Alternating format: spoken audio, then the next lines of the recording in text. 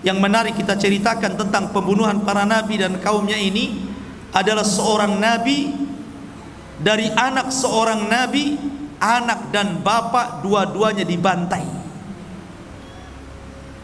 Ma'asyiral muslimin, siapa nabi itu?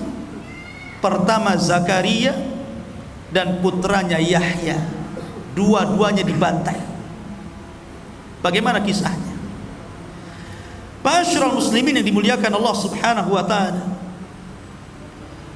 kita tahu bahwa kalau kita cerita tentang Nabi Zakaria ataupun Nabi Yahya, berarti kita terbayang dengan Baitul Maqdis, karena kedua nabi ini adalah orang yang memakmurkan Baitul Maqdis, hidup di zaman Nabi Isa alaihi salatu wassalam. Karena kelahiran Yahya itu hanya beda 3 bulan dengan Nabi Isa. Yahya dulu baru Isa.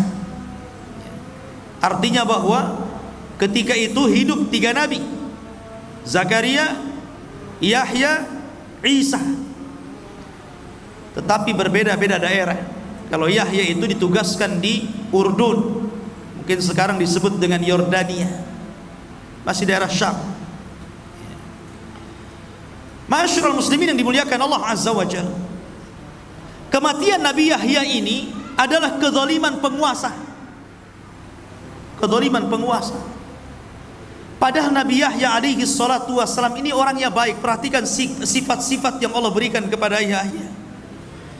Allah menyebutkan dalam Al-Quran, dalam surah Maryam ayat 12 sampai 14, Ya Yahya khudhil kitaba biquwwatin wa atainahul hukma sabiyya.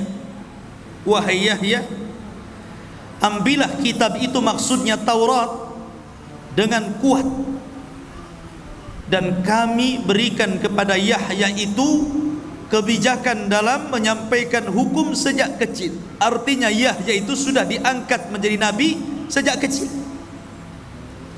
Kalau Nabi SAW diangkat setelah 40 tahun kan, ini sudah sejak kecil sudah diangkat jadi nabi. Makanya dikisahkan di usia anak-anak Yahya ini selalu diajak main oleh kawan-kawannya. Anak-anak kecil kan suka main gitu kan, apalagi usia 7 tahun 8 tahun kan suka main. Tapi Yahya mengatakan apa? Innama lastu, sesungguhnya saya tidak khuliqtu bil la'ibi, sesungguhnya saya tidak diciptakan untuk main-main. Kalau kalian main-main silahkan, tapi saya diciptakan bukan untuk main-main. Oh, kalau ada anak kecil kayak gini mantap. Justru anak kecil sebaliknya, saya diciptakan untuk main-main katanya. Tapi ini tidak. Dia mengatakan saya diciptakan untuk beribadah, bukan untuk main-main. Makanya Yahya itu sedari kecil dia betul-betul mengikuti gaya bapaknya Zakaria. Walaupun Yahya ini sebenarnya kelahiran yang aneh. Kenapa? Karena bapaknya usianya 100 tahun, ibunya 90 tahun, dinyatakan mandul. Tapi karena nilai sebuah doa, Allah kabulkan, dan juga berlomba-lomba dalam kebaikan Zakaria. Akhirnya Allah Subhanahu wa taala kabulkan, punya anak namanya Yahya. Kemudian Allah mengatakan wahananan milladunna, kami berikan hanan. Hanan itu biasanya dipakai dalam kalimat kasih sayang ibu kepada anak. Hananul walid liwalidihi, kasih sayang ibu kepada anak. Saya kira seorang ibu, saya yakin sangat sayang dengan anak. Tetapi Nabi Yahya alaihi salatu wassalam, Allah berikan sifat keibuan, seolah-olah dia sayang dengan bapaknya Zakaria, karena Zakaria sudah tua. Makanya diberikan sifat itu. Makanya di akhir ayat Allah mengatakan wa barran biwalidayhi, dan Yahya itu orang yang paling berbuat baik dengan orang tuanya. Wa hananan min ladunna, wa zakatan, orangnya bersih hatinya, wa kana taqiya, orangnya takwa, wa barram biwalidayhi, orangnya berbuat baik kepada orang tua. Lihat, ini orang baik, kenapa bisa dibunuh? Walam yakun jabbaran asiyah, dan dia bukan orang sombong dan bukan ahli maksiat. Dari sini ikhwatu fillah muliakan Allah azza wa jalla. Makanya heran ketika Nabi Isa alaihi salatu wassalam dihabarkan tentang kematian Yahya yang sangat sadis, dia pun sedih dan terus menangis atas kematian Yahya itu. Ceritanya begini, di Damaskus itu ada seorang raja zalim namanya Haddad ibn Hadar, raja zalim. Tapi walaupun demikian, kalaupun ada apapun, raja ini terkadang juga minta fatwa kepada Yahya alaihi salatu wassalam. Allah takdirkan dia suka dengan salah satu wanita, sayangnya wanita ini masih mahramnya, sehingga dalam syariat Yahya haram, tidak boleh menikah dengan orang yang ada hubungan mahram. Sama di syariat kita juga sama. Tetapi karena orang tua gadis ini, karena dalam riwayat ini, dalam riwayat yang lain ceritanya, raja ini punya istri, istrinya sudah tua. Kemudian dia punya anak, tapi bukan dari sang raja, dari bapak yang lain. Anak ini cantik. Lah si raja ini sudah tidak mau lagi sama istrinya karena sudah tua, jelek. Akhirnya sama istrinya itu disuruh nikah dengan anaknya, tapi bukan anak sang raja, dari laki-laki lain. Ada yang mengatakan bahwa yang dinikahi itu putri bibinya, dan dalam syariat mereka tidak boleh. Kemudian akhirnya karena ibundanya ini sangat rakus kekuasaan, sangat rakus dengan kekayaan, sangat ingin menguasai kerajaan, akhirnya dia dorong terus putrinya supaya nikah dengan raja. Disuruh dandan cantik-cantik, disuruh ngerayu. Akhirnya sang raja pun tertarik dengan wanita itu dan tergila-gila.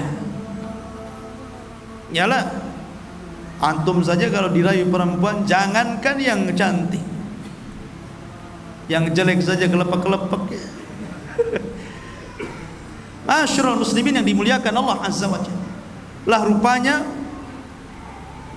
orang-orang pun berbicara tentang itu. Akhirnya mulai melebar tuh. Karena mulai melebar, apalagi kemudian sudah terdengar ke telinga Yahya, dan Yahya memfatwakan haram, tidak boleh, dan didengar oleh manusia banyak. Akhirnya kemudian mereka pun meminta fatwa kepada Yahya. Kenapa tidak ke Zakaria? Karena Yahya itu dikenal kelembutannya. Dia nggak mau ke Zakaria, ke bapaknya, dia mau ke anaknya. Tapi namanya hukum tidak kenal keras atau lembut. Kalau haram ya haram, mau ngomong haram ataupun haram sama saja. Itu kan hanya kata teriak dengan kata lembut saja kan.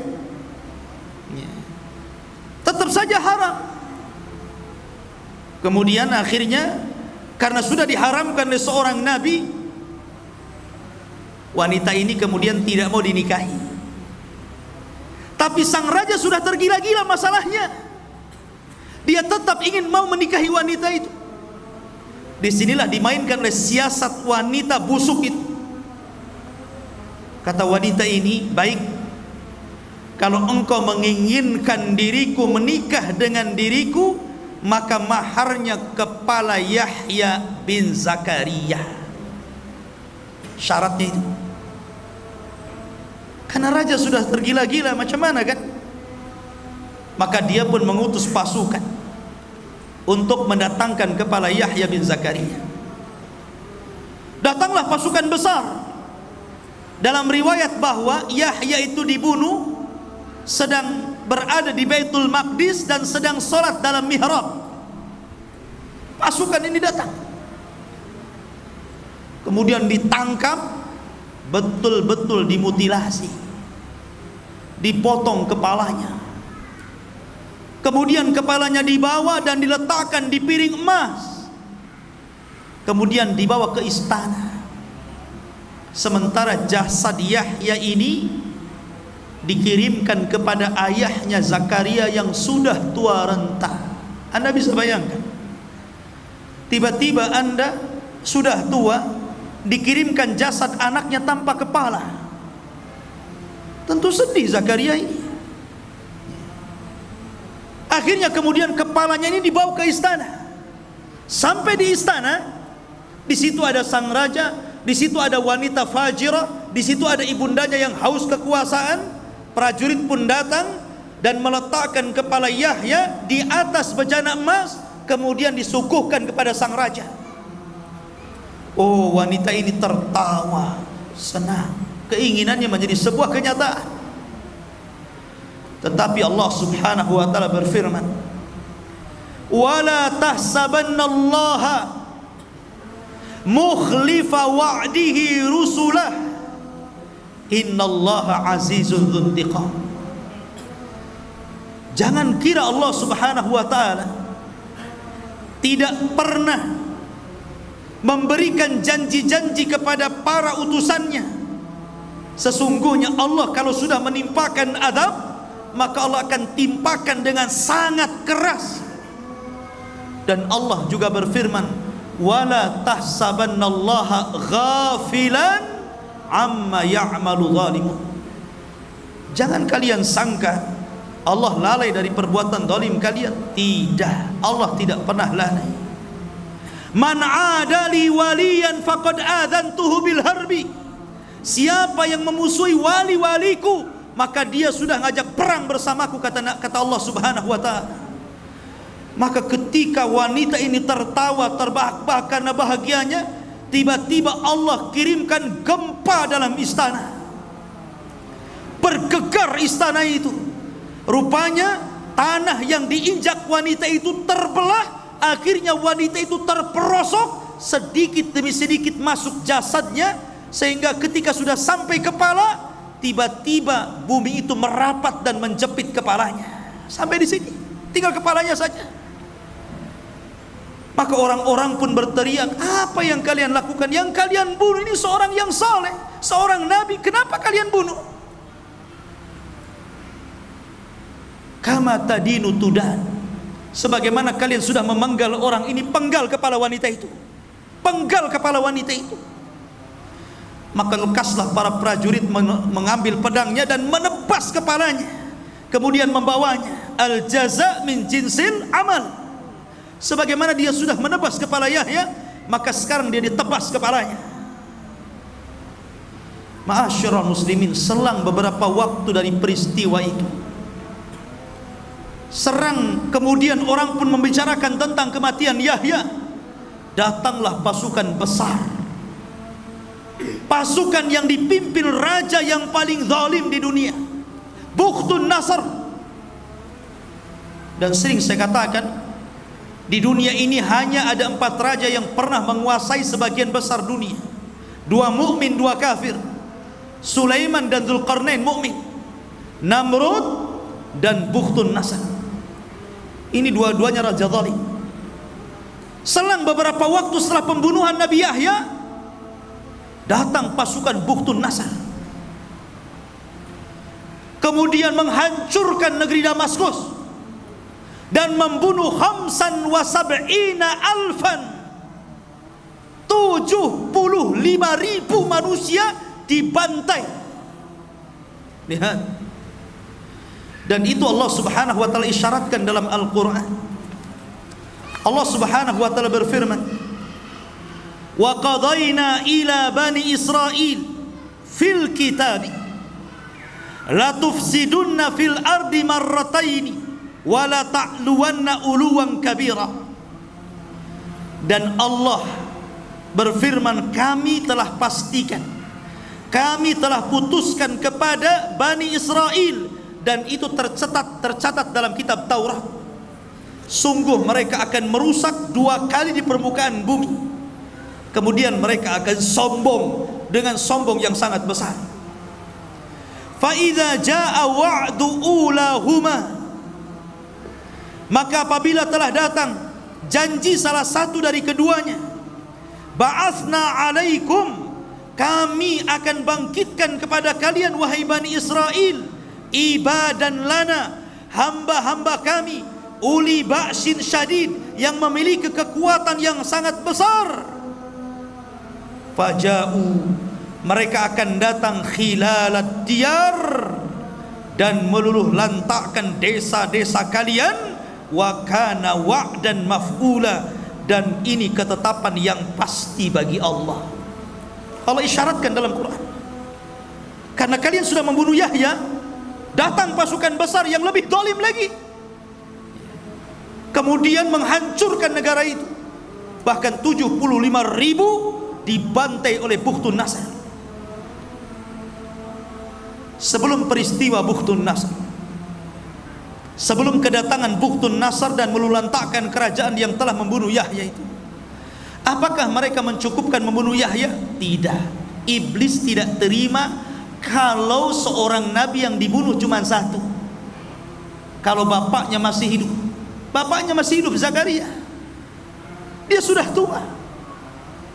Maka ketika para pembunuh ini berkumpul, syaitan datang menjelma manusia, kemudian membicarakan tentang tuduh-tuduhan kepada Zakaria dan mengatakan, kalian ingat tidak, Maryam kan dahulu punya anak namanya Isa, tidak ada bapaknya, dan tidak ada yang masuk ke mihrab Maryam kecuali Zakaria.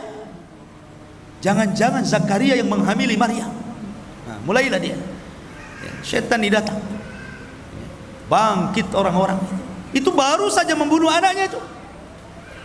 Akhirnya mendengar bahwa Zakaria akan dibunuh, Nabi Zakaria pun sembunyi ke dalam hutan.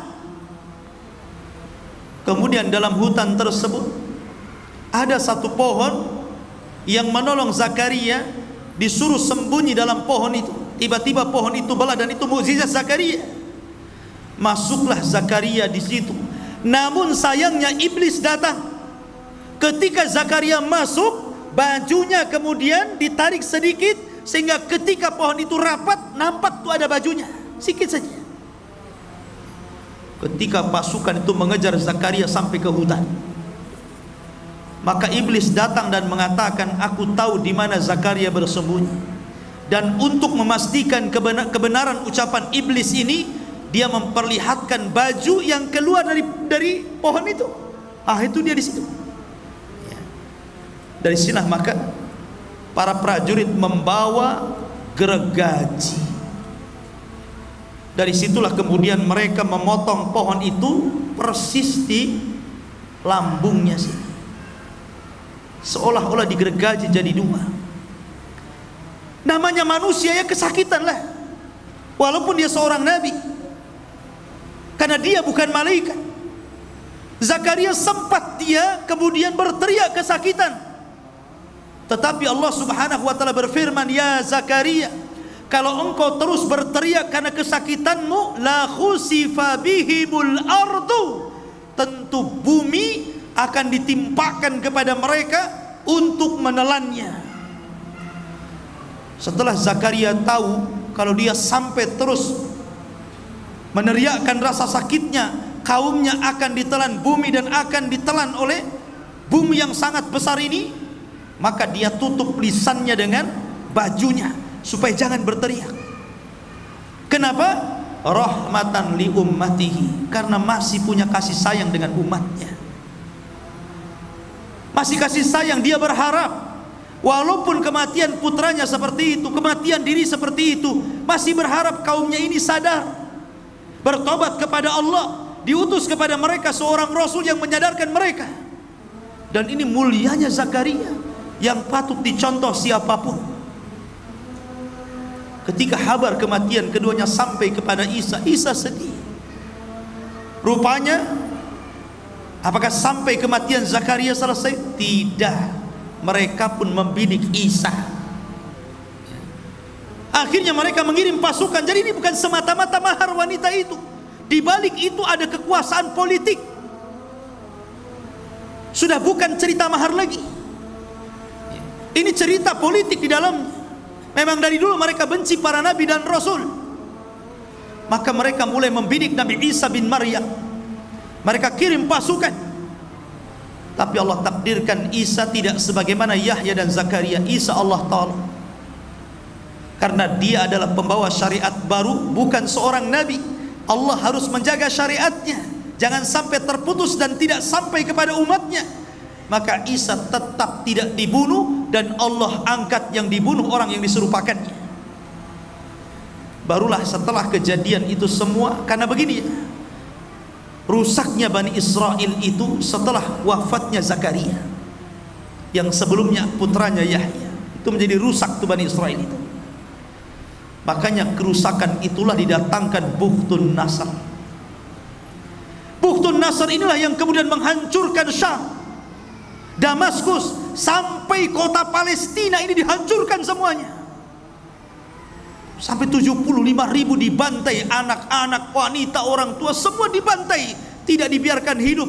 Dan orang-orang Yahudi yang berhasil lari tidak banyak, yang berhasil ditangkap jadi budak, jadi budaknya Bukhtun Nasr. Dan itu Allah hinakan, sehingga Allah Subhanahu wa taala berfirman, innal ladzina yakfuruna bi ayatillah wa yaqtuluna an-nabiyyina bighairi haqqin wa yaqtuluna alladzina ya'muruna bil qisti minan nas fabashshirhum bi adzabin alim. Sesungguhnya orang-orang yang kufur dengan ayat-ayat Allah dan membunuh para nabi tanpa ada sebab yang benar, dan membunuh orang-orang yang memerintahkan keadilan dari manusia, habar gembirakan kepada mereka dengan azab yang pedih.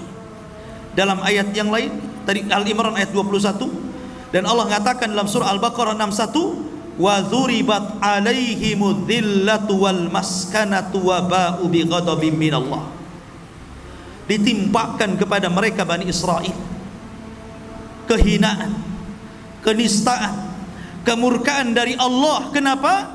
Dzalika bi annahum kanu yakfuruna bi ayatillah, karena mereka kufur dengan ayat-ayat Allah. Wa yaqtuluna an-nabiyyina bighairil haqq, dan mereka membunuh para nabi tanpa sebab yang benar. Allah timpakan kehinaan kepada mereka, ikhwan. Dan sampai hari ini orang-orang Yahudi itu memang seperti itu. Mereka bangga dengan membunuh para nabi itu, mereka bangga, sangat bangga. Dan Allah mengatakan, la tajidanna asyaddan nas adawatan lilladzina amanul yahud. Tidak ada manusia yang paling keras permusuhannya kepada orang-orang yang beriman melebihi orang-orang Yahudi. Tidak ada. Orang-orang Yahudi itu, mereka memang menghalalkan darah di luar kelompok mereka, di luar agama mereka. Walang tarda angkal yahud walan nasara. Tidak akan ridho orang-orang Yahudi dulu baru Nasrani. Kepada siapa? Kepada kita. Hatta tattabi'a millatahum, sampai kita tunduk dengan ajaran mereka. Tidak, kita tidak mau tunduk.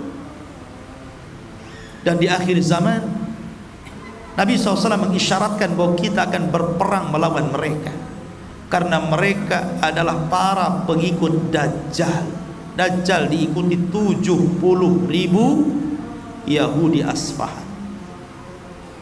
Dan kelak karena mereka sudah membunuh para nabi, Isa bin Maryam akan bangkit membunuh Dajjal, dan pasukannya akan membunuh mereka. Ma'asyiral muslimin yang dimuliakan Allah Azza wa Jalla. Dan banyak lagi kisah-kisah para nabi ini yang masyhur kita ceritakan ya. Karena nabi-nabi itu banyak diceritakan, ribuan para nabi. Cuman sayang 25 nabi dan rasul yang 18 nama disebut dalam surah Al-An'am dan lebihnya di surah-surah yang lainnya, itu pun tidak secara detail Al-Quran menceritakan. Ada sebagian nabi yang disebut nama tapi tidak ada ceritanya. Tapi ada nabi dari awal sampai akhir diceritakan. Ada nabi global saja diceritakan. Tapi yang jelas bahwa Al-Quran ingin mengatakan kepada kita, la nufarriqu baina ahadin mir rusuli. Kita tidak boleh membeda-bedakan para nabi dan rasul kepada siapapun mereka diutus Allah Subhanahu wa ta'ala. Wallahu a'lam bishawab. Mudah-mudahan ada manfaatnya. Subhanakallahumma wa bihamdika asyhadu an la ilaha illa anta astaghfiruka wa atubu ilaik. Allahu ta'ala alam. Assalamualaikum warahmatullahi wabarakatuh.